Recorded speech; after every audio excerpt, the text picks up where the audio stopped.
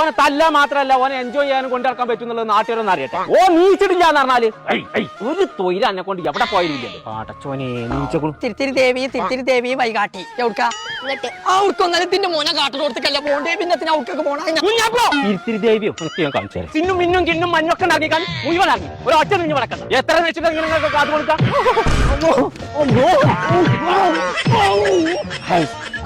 ഒരു തൊയിലാന്ന് വെച്ചാല്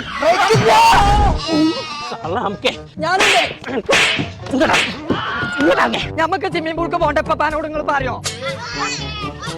പറഞ്ഞോ സൈന കക്കാടം പോയില്ലാണ്. അവിടെ ഗോൾഡൻ റോക്സ് ഇറങ്ങുന്ന റിസോർട്ട് ഉണ്ട്. അവിടെ അടുത്ത കൂടി ഞങ്ങൾ വെച്ച കുട്ടികളുണ്ട്. ജലദോഷം കുടിച്ചാൽ മതി. പോയി അവിടെ ഓരോന്ന് പറഞ്ഞിക്കാണ്ട് മൂപ്പിക്ക്. അനക്ക് വേണേജ് പോയിക്കോ. കുട്ടികളെ കുളിച്ചാനായിക്കണ്ട. ഓൾക്ക് ചീരാ പിടിച്ചൊന്ന്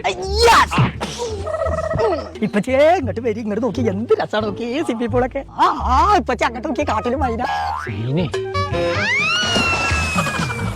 ചാടി കുളി തുടങ്ങിയോ? എത്ര മട്ടം തണുപ്പുണ്ടോ?